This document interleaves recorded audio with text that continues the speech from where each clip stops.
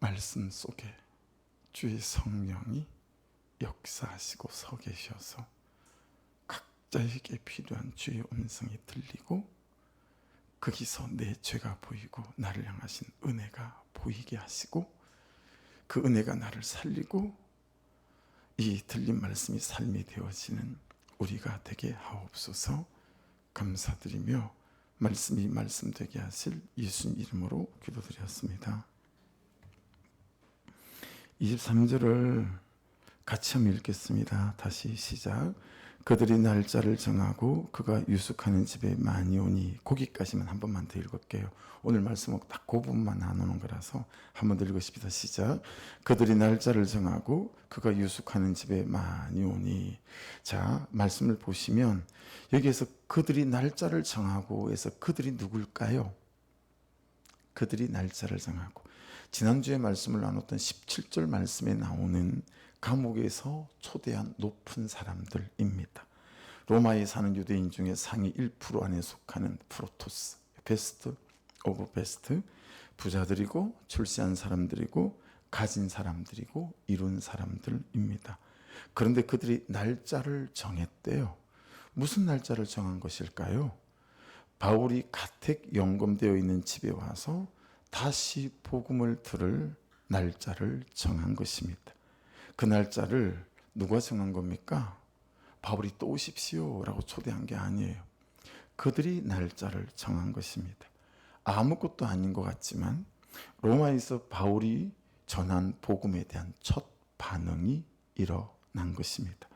그 프로토스들이 복음에 대하여 반응하기 시작했다라고 하는 것이요. 또 들어야겠다. 더 들어야 되겠다.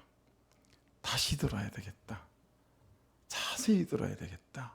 깊이 들어야 되겠다. 확실히 들어야 되겠다.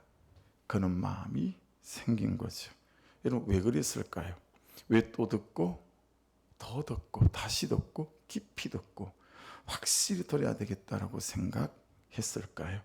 그것이 말씀을 보는 첫 번째 저의 묵상 질문이었습니다. 자신들이 가지고 있던 해결되지 않던 삶의 질문들에 대한 대답이 그 바울이 전하는 복음 속에 있었기 때문인 거죠. 인생의 어느 시점에 있었던 그 일이 해석이 안 됐거든요. 열심히 예수 믿었고 열심히 교회 다녔고, 근데 내 삶이 이게 열리질 않는 거예요. 왜 그런지를 모르겠는 거예요. 그런데 이 하나님의 구속사적 복음을 들으니 그 일이 왜 있었는지, 왜 이런 삶 앞에 내가 삶의 결론을 붙잡고 있는지 이게 깨달아지기 시작한 것이죠. 아니, 이렇게 가졌는데 올라왔는데 이게 뭐야? 여전히 삶이 힘이 드네? 가시면 뭐해?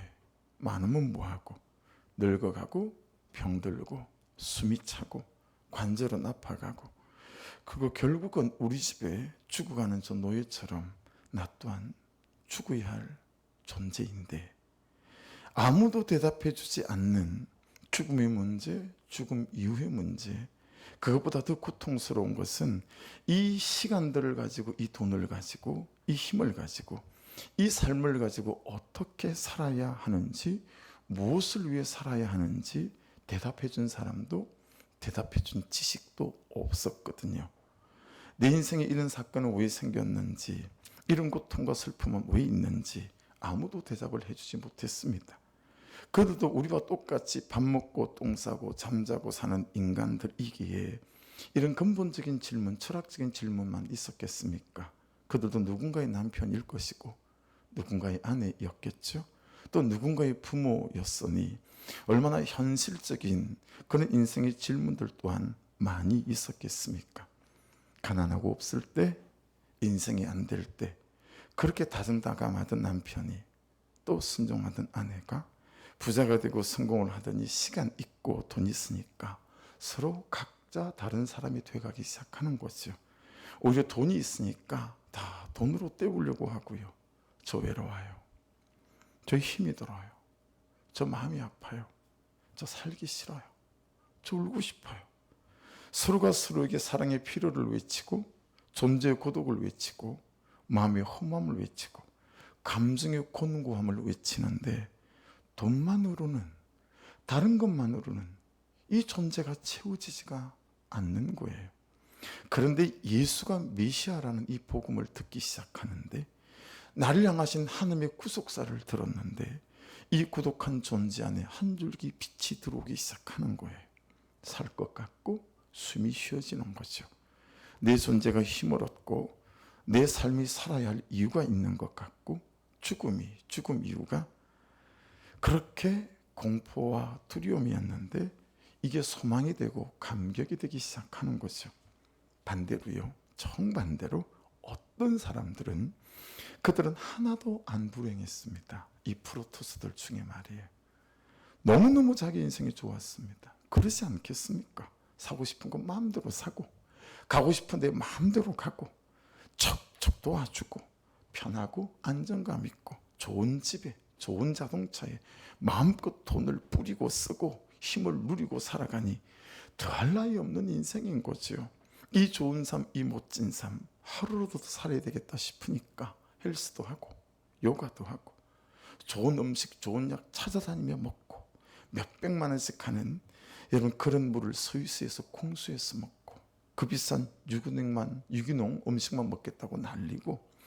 그런데 이 세상이, 이 삶이 찰나라고 하는 이 복음을 듣는 순간, 영원한 세계가 있다는 복음을 듣는 순간 옛날과 달리 여러분에게 믿어지기 시작하는 거 있죠. 죽음이 끝이 아니라 시작이라는 복음을 듣는 순간, 죽고 난 다음에는 심판이 있다는 복음을 듣는 순간, 그 심판대 앞에 섰을 때 내 온 삶이 기록된 행위책을 통해 내 삶이 행위책에 기록된 대로 심판을 받고 지옥이라는 둘째 사망에 들어갈 수밖에 없다라는 복음을 듣는 순간 절망적인 거죠. 너무 삶이 좋았는데 이것을 듣고 나니, 이것이 믿어지기 시작하니 절망적인 거예요. 그들은 처음으로 진짜 내 얼굴, 나조차도 한 번도 본 적이 없는 죄인이라는 나라는 존재의 얼굴을 처음으로 직면하게 된 것입니다.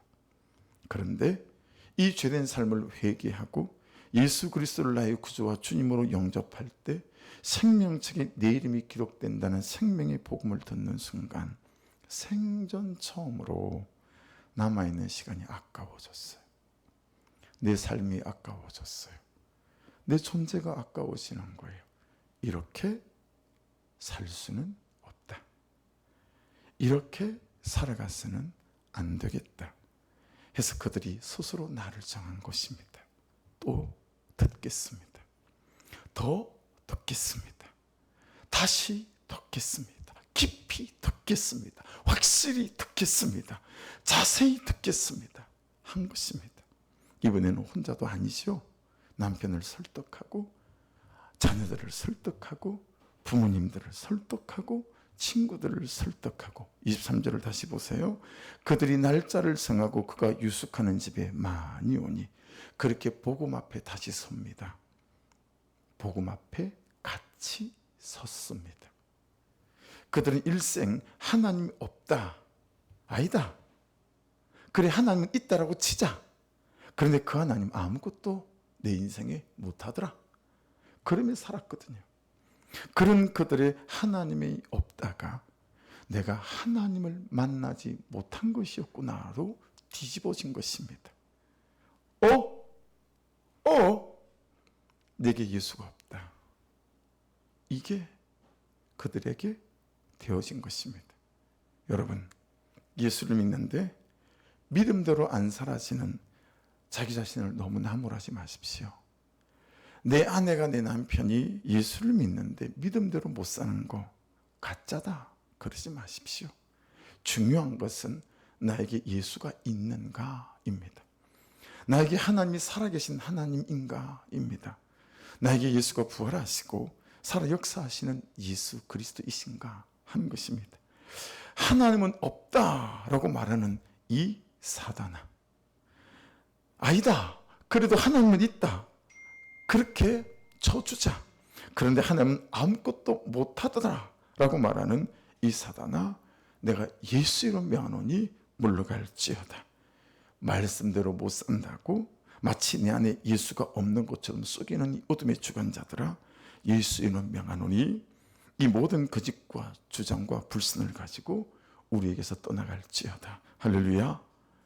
예수를 믿어도 예수 믿는 것처럼 못 사는 거 괜찮다, 면죄부를 주는 게 아니에요. 더 중요하고 간절하고 절박한 것을 말하는 것입니다. 나에게 예수가 있는가? 나에게 하나님이 살아계신 하나님인가? 나에게 예수는 부활하시고 지금도 살아 역사하시는 예수님인가? 여러분 대답해 보십시다. 여러분에게 우리에게 예수가 있습니까? 여러분에게 우리에게 하나님은 지금도 살아 역사하시는 하나님이 맞으십니까? 여러분에게 우리에게 복음이 있습니까? 이전 것은 지나갔으니 보라 새 것이 되었도다. 이것이 나의 복음이 맞습니까? 설교를 이쯤 준비하면서 여러분 어떤 집사님의 이름을 부르고 싶은 거예요. 집사님, 이 복음이 집사님에게 주신 복음입니다. 이렇게 이름을 부르고 말하고 싶은 거예요. 그리고요, 이전 것은 지나갔으니 보라 새 것이 되었도다. 이 복음을 나의 복음으로 가지고 싶으신 분 없었습니까? 손을 드십시오. 제가 예수 이름으로 드리겠습니다 하고 싶은 거예요. 이 복음은 어떻습니까? 날도 새 날이고 하늘도 새 하늘이고 땅도 새 땅이고 나도 예수 그리스도 안에서 새 사람이다. 할렐루야. 여러분 이것이 여러분의 복음이 맞으십니까? 바울이 이 복음을 받았기에 바울은 이 복음을 전했습니다. 사마리아 수가성 여인이 이 복음을 받았기에 이 여인은 이 복음을 전했습니다. 예수는, 복음은, 십자가는, 부활은 죄를 사는 은혜만 나에게 주신 것이 아니고 죄를 이기는 은혜까지 나에게 주셨습니다. 이 사실을 믿으십니까? 여기에 대답해 보라는 것입니다. 우리 대답해 보십시다. 내가 믿는 예수는, 내가 믿는 복음은, 내가 믿는 십자가는, 내가 믿는 부활은 내 죄를 용서하시는 은혜와 권세뿐만 아니라 무수한 나의 죄와 나의 중독과 나의 질병과 나의 불순종과 나의 불신앙을 이기는 권세와 능력과 은혜까지 허락하셨다는 사실을 믿으십니까? 해서 나에게 예수가 없다는 사실을 알게 된 그들이 다시 복음을 들으려고 온 가족을 모아서, 온 친구들을 모아서 다시 복음 앞에 선 것입니다. 여러분, 우리가 언제까지 놓치시겠습니까? 언제까지 머뭇머뭇하시겠습니까? 언제까지 나를 이대로 두고 그들을 저대로 두고 살아야 하겠습니까? 나를 위해 나를 정해야 하지 않을까요? 그들을 위해 작정해야 되지 않을까요? 작정한다면, 이 가족들을 복음 앞에 세우기 위해 작정한다면, 나를 이 복음 앞에 다시 세우기 위해 그는 나보다 옳도다 죽은 개 같은 나 같은 자를 이라고 말하며 7년을 하루같이 받아내고 섬기지 못하겠느냐라고 하는 것입니다. 우리는 이미 나를 위해 내가 무엇을 해야 하는지, 어떻게 해야 되는지 이미 여러분 너무 잘 알고 있습니다. 그런데 고집부리고 계시죠. 완악한, 완고한 이 중심을 내려놓지 않으시죠. 그를 위해 내가 무엇을 해야 하는지, 그가 나에게 무엇을 요구하는지 이미 여러분 잘 알고 있지 않습니까? 그런데 그를 그리 받아낼 만한 은혜를 구하지도 않고, 그리고 연습하지도 않습니다.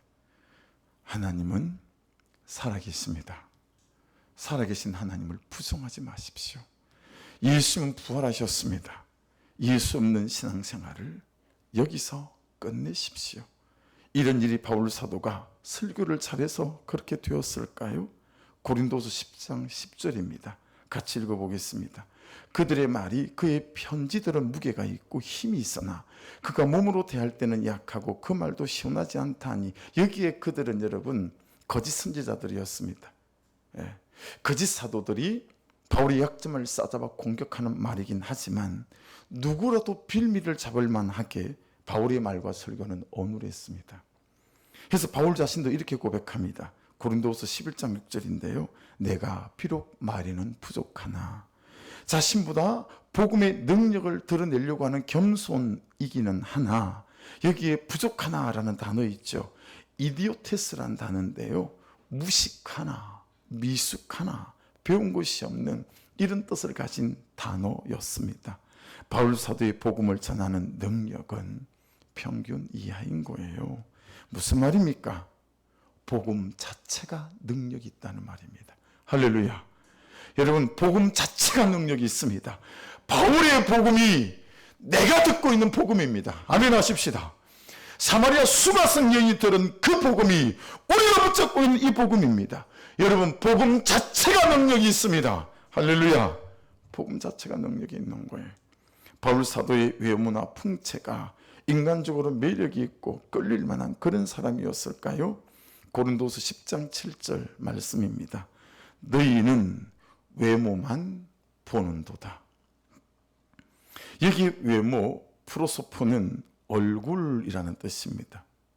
그런데요, 원어 성경을 보면서 제가 기가 막혔어요. 이 외모 다음에 원어 번호는 그대로 있지만 단어는 없는 말씀의 어떤 의도가 드러나는 그런 대목이 있습니다. 보세요. 노랗다, 노르스름하다, 누렇다, 그러면 끝이지만 성경에 사용된 헬라어는 단어 하나하나마다 여러분 1년 번호가 있습니다. 원어 성경 사전을 보면.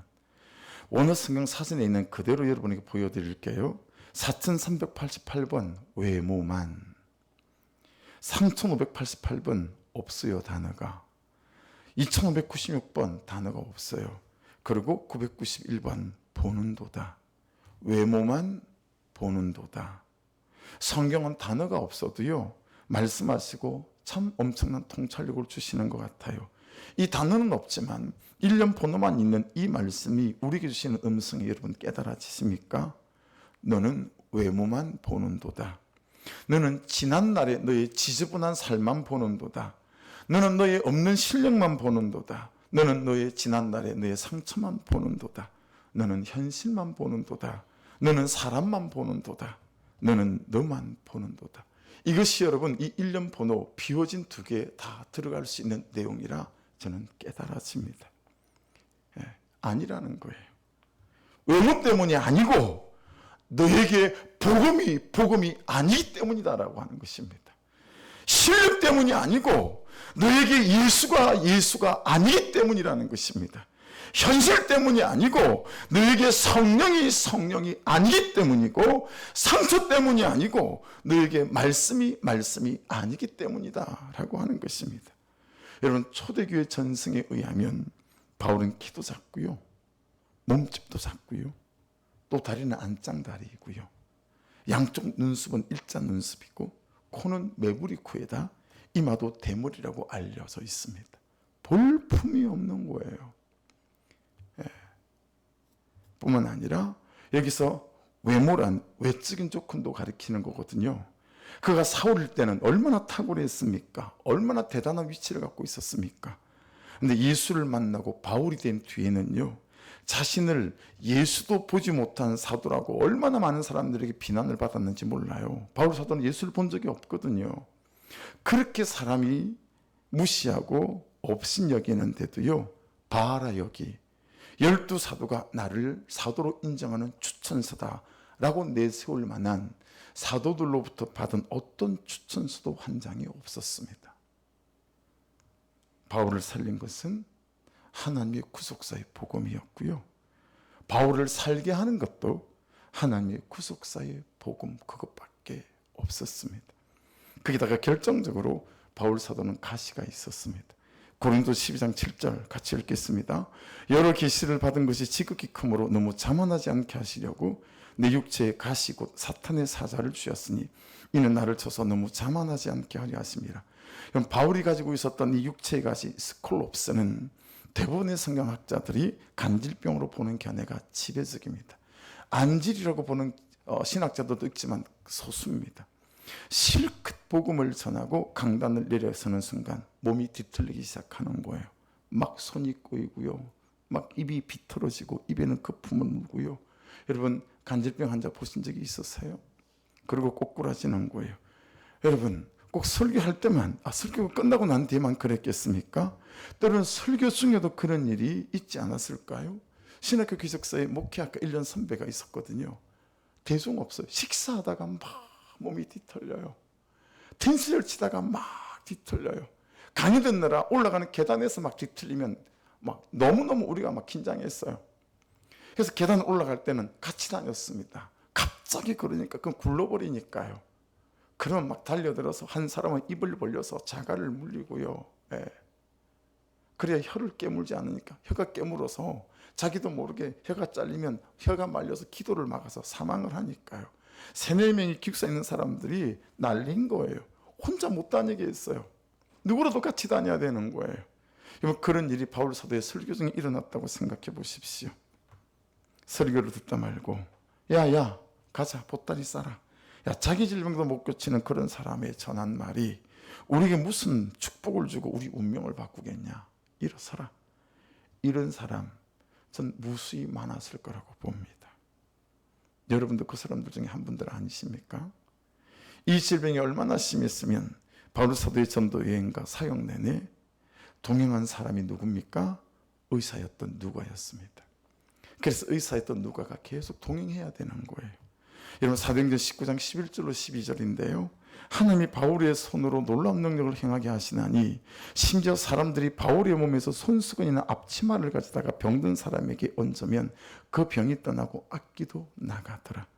이런 엄청난 하나님의 능력, 성령의 능력이 나타난 사람인데 평생 의사가 옆에서 돌보지 않으면 안 되는 연약한 존재, 그냥 그도 별 볼 일 없는 사람이었다라는 거예요.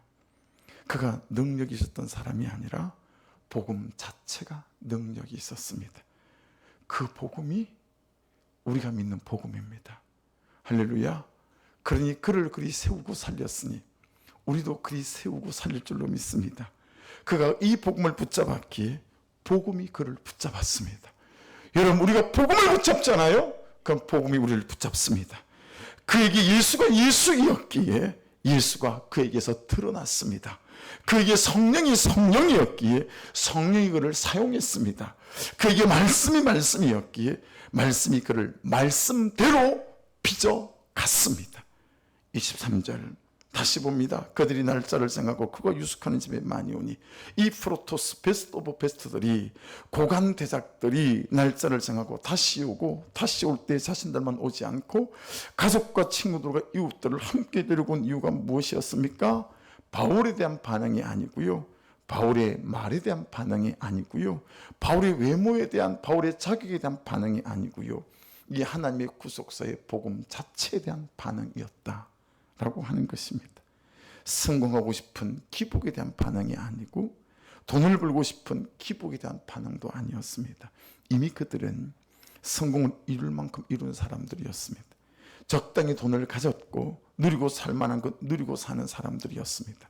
그런데 뭐하러 말을 듣고 있으면 졸릴 정도고 말씀을 전하다가 간질 발작을 하고 인간을 적으로 볼 때 그리 막 애정도 안 가고 친밀감도 생기지 않는 외모에다 재수에다 수갑을 차고 있는 이 재수에게 자신의 딸, 아들, 마누라, 동생, 형, 어머니, 친구 여러분 왜 데리고 오겠습니까? 복음을 듣다 보니 일생을 쫓았던 그것이 아니었더라. 이게 보이기 시작한 거예요. 자신들이 일생을 추구하고 쫓았던 그것에 진짜 구원이 없더라는 것입니다. 그들이 그럴 만하지 않습니까? 제가 목사인데 12, 13년을 복음이 아니라 말씀이 아니라 하나님 자체가 아니라 부흥과 목회적인 성공이 그것이 복음인 줄 알고 제가 살았는데 그들 또한 그러지 않았겠냐고요. 이곳에 진짜 구원이 없다라는 걸 보기 시작한 거예요. 그들은 이미 살아보고 하긴 했습니다. 그들은 이미 이것을 가져보고 하긴 했습니다. 우리가 잠언을 보잖아요. 잠언의 뜻이 뭐라고요? 마샬, 공적인 본보기. 솔로몬이 다 가져보고 난 다음에 하나님이 이스라엘 민족을 선택한 이유도 공적인 본보기로. 그런데 우리는 그들의 그 흥망성쇠를 보고도 깨닫지 않는 거예요. 우리는 내가 돈이 없어서 인생이 힘들다고 생각합니다. 자상한 남편을 만나지 못해서 내 결혼이 불행하다고 생각합니다.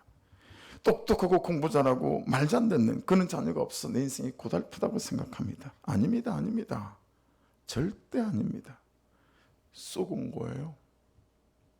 속인 것입니다. 속고 사는 것입니다. 나에게 복음이 아니었기 때문입니다. 나에게 예수가 아니기 때문입니다. 나에게 하나님이 살아계신 하나님이 아니기 때문입니다. 내가 예배를 통하여 듣는 말씀이 큐티하며 내가 묵상하는 말씀이 목장에서 나누는 말씀이 나에게 주시는 하나님의 음성이 안 되기 때문입니다. 지난주까지 제 휴대폰에 끼우고 있던 이 스마트폰 케이스예요. 좀 지저분해져서 이거 살 때 2개를 샀거든요. 다른 컬러로. 그래서 씻어서 사용하려고 이걸 빼고 새 케이스를 이렇게 씌웠어요. 근데 이 끼웠던 케이스를 어디에다 치우지 않고 씻어서 다시 써야지 하는 생각에 책상에 그냥 이렇게 엎어서 이렇게 계속 뒤집어 올려놨더니 계속 진짜 휴대폰을 안 들고 이게 익숙해 와 놓으니까 이걸 집어드는 거예요. 아이고, 그리고 또 그 옆에 걸 집어넣는 거죠. 일을 며칠 동안 계속 반복을 했습니다. 비슷하니까요. 진짜 휴대폰이 아니라 이 케이스밖에 없는 이 케이스를 집어드는 거예요. 여러분, 비슷한 복음을 조심해야 합니다. 사단은 비슷한 복음으로 우리를 진짜 하나님의 구속사의 복음을 경험하지 못하게 합니다. 비슷한 신앙생활을 조심하십시오. 여러분 중에 비슷한 신앙생활을 하는 분들이 한둘이 아닐 수 있어요. 비슷한 신앙생활로 살아계신 하나님을 만나지 못하게 합니다. 비슷한 순종하지 마십시오. 비슷한 순종으로 사람이 변하는 것을 보지 못하게 만듭니다. 왜 내 남편이 변하지 않을까? 나는 변하지 않을까? 내가 비슷한 순종을 하고 있지 않은지 돌아보셔야 합니다. 비슷한 그리스도인으로 살아 복음이 내 인생에 일하는 것을 경험하지 못하게 합니다. 사무엘하 9장 8절인데 같이 한번 읽어보실래요? 그가 절하여 이르되 이 종이 무엇이기에 왕께서 죽은 개 같은 나를 돌아보시나이까 하니라. 머비보셋이 한 말입니다. 머비보셋은 사울 왕의 아들 요나단의 아들입니다. 그러니 조선시대로 말하면 왕자의 아들이죠. 가만히 있으면 이스라엘을 통치하는 왕이 될 수 있는 사람이었습니다. 그런데 아버지 요나단은 하나님을 아는 사람이었죠. 하나님의 계획이 다윗에게 있음을 보고 다윗에게 왕의 자리를 정말 은혜로 넘깁니다. 블레셋과의 전쟁이 벌어졌고 길보아 전투에서 할아버지 사울 왕도 죽고 아버지 요나단도 죽고 다른 삼촌 둘도 죽거든요. 할아버지 사울 왕이 13년 동안 3,000명의 정예병력을 꾸려서 다윗을 죽이려고 쫓아다녔기 때문에 전쟁 중인 블레셋보다 다윗이 사울의 왕궁을 급습할 거라고 모든 사울 왕궁의 사람들이 생각했습니다. 그래서 사울 왕궁이 도망가느라고 난리가 났습니다. 그 난리통의 유모가 5살밖에 되지 않는 머비보셋을 업고 뛰다가 그만 발을 헛디뎌 넘어지는 바람에 이 5살짜리 머비보셋의 양쪽 발목이 부러져 버립니다. 그 옛날이니까 부러진 발목을 어떻게 고칠 수가 있겠어요? 평생 걷지 못하는 장애를 갖게 됩니다. 패망한 왕가의 후손이기에 붙잡히면 그죠? 죽으니까 로도발이라고 하는 작은 동네에 숨어서 숨죽이고 살았습니다. 몸이 불구인 것보다도 머비보셋은 정말 그래서 마음이 지독한 불구였고요. 내 할아버지가 왕이고 내 아버지가 왕자였는데 나는 발목이 부러져서 걷지도 못하는 이 지독한 불행, 여기에 사로잡혀서 정말 영혼은 더 지독한 불구로 그가 살아가지 않았겠습니까? 그런데 어쩌면 좋습니까? 잘 숨어 살았는데 그만 그런 자신을 왕인 다윗이 찾아낸 것입니다. 머비보셋은 당나귀를 타고 예루살렘으로 인도되었거든요. 한 걸음 한 걸음 예루살렘으로 다윗 앞으로 가까워질 때마다 머비보셋은 자신에게 닥칠 운명에 몸을 떨었습니다. 희생자로 살아온 이 비참한 인생마저 이렇게 피비리 나는 사형으로 끝나겠구나. 그런데 다윗 앞에 섰더니 세상에 다윗이 하는 말이 사마 9장 7절입니다. 다윗이 그에게 이르되 무서워하지 말라. 내가 반드시 내 아버지 요나단으로 말미암아 내게 은총을 베풀리라. 내가 내 할아버지 사울의 모든 밭을 다 내게 도로 주겠고 또 너는 항상 내 상에서 떡을 먹을지니라 하니. 저는 이 말씀이 한 번도 제게 복음이었던 적이 없습니다. 그런데 이번 주일 말씀을 준비하면서 이 말씀이 진짜 복음인 거예요. 이 다윗의 말이 예수 그리스도의 하나님의 말이고 이 쩔뚝거리는 인생 이게 저고 그리고 나를 그렇게 다시 대접받을 수 있도록 회복시키는 그 예수 그리스도가 나의 구주구나. 이 구주 하나가 이 엄청난 복음으로 제 가슴을 때리는 거예요. 할아버지 사울왕의 모든 재산을 다시 주고 다윗의 아들들도 다윗의 밥상에 함께 밥을 먹어보지 못했는데 이제 일평생 왕의 밥상에서 함께 밥을 먹는 왕자보다 단 왕자로 모비보셋 자신을 다윗이 세우는 것이었습니다. 그때 모비보셋이 알았습니다. 내가 지금 여기에 서 있는 것은 사랑받기 위함이구나. 여러분 이게 복음 아닙니까? 그렇죠? 사랑받기 위해 우리가 여기 서 있습니다. 그때 모비보셋이 한 말이 이 말입니다. 그가 절하여 이르되 이 종이 무엇이기에 왕께서 죽은 개 같은 나를 돌아보시나이까 하니라.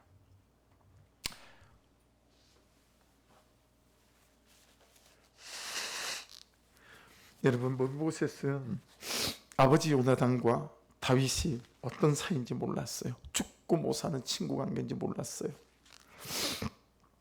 두 분 사이에 자신을 향한 무슨 약속이 있는지도 몰랐어요. 알고 보니까 아버지 요나단하고 다윗하고 자신을 위해는 약속이 있는 거예요. 사무엘상 20장 14절로 15절입니다. 너는 내가 사는 날 동안, 여기에 너는 요나단입니다. 너는 내가 사는 날 동안에 여호와의 인자하심을 내게 베풀어서 나를 죽지 않게 할 뿐 아니라 여호와께서 너 다윗의 대적들을 치민에서 다 끌어버리신 때에도, 이건 사울 왕가를 말하는 거예요. 혹시 그런 일이 일어난다면 너는 너의 다윗 너의 인자함을 내 집에서 영원히 끊어버리지 말라 하고 자기 새끼 살려달라는 얘기를 한 거예요. 다윗이 약속했어요.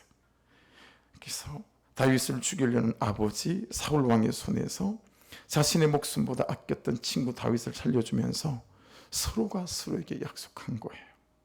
내 친구 다윗아, 하나님께서 아버지 사울 왕을 혹시 패하고 이 사울 왕가를 다 끊어버리는 때가 올지라도 넌 내 아들 좀 꼭 기억해 주라.